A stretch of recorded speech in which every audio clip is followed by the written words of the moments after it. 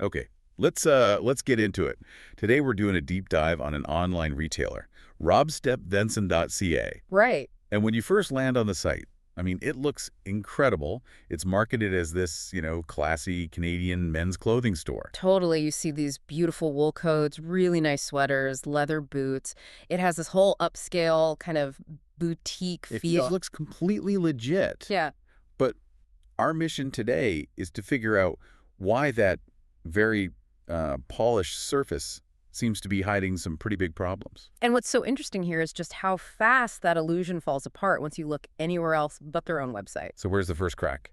The biggest one, the one you can't ignore, is Trustpilot. The Yeah. customer reviews. They are overwhelmingly negative. How negative are we talking? We're talking an average score of 1.8 out of 5. Wow, a 1.8. That's basically everyone saying stay away.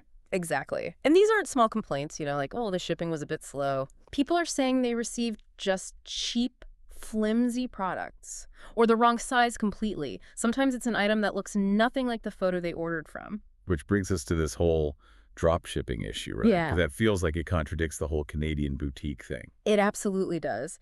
There was one customer who tried to return an item, and you'll love this. He was told he had to ship it all the way back to China Get out of here. at his own expense. Wait, hold on. So a supposedly Canadian store has its return center in China. That doesn't add up at all. No, it makes no business sense. Unless, of course, the entire operation is just a front for a standard international drop shipping outfit. And that's exactly what some of the external analysts are saying, isn't it? It is.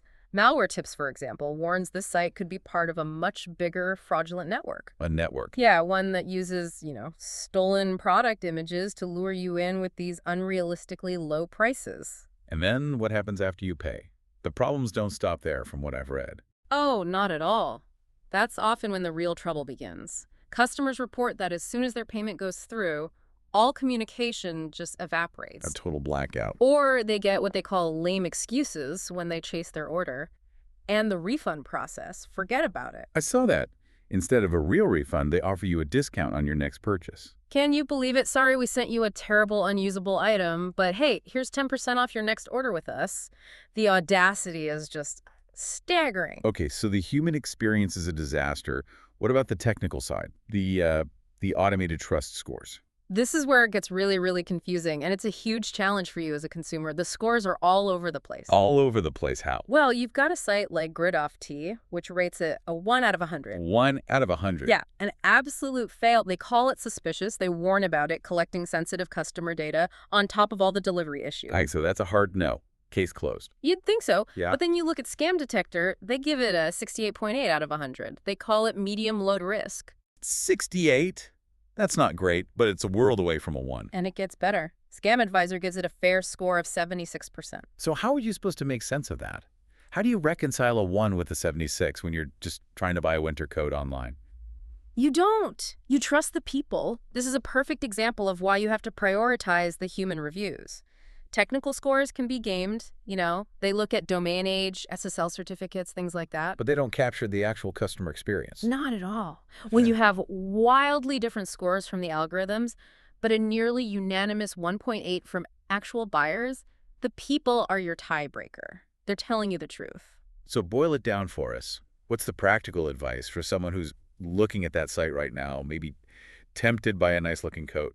The advice is that this is an extremely high-risk purchase. You have terrible verified reviews, you have data collection warnings, and you have these completely contradictory tech schools. So proceed with extreme caution. Or just don't proceed. But if you absolutely must, use a payment method that has rock-solid buyer protection, a credit card, PayPal, and be prepared to fight for your money back. It could take a while. It really leaves you with a big question, doesn't it? Given this huge range in scores, from a 1% definite scam to a 76% did fair, how should any of us weigh that kind of conflicting technical data when we're trying to figure out if an unknown website is legitimate? Something to think about.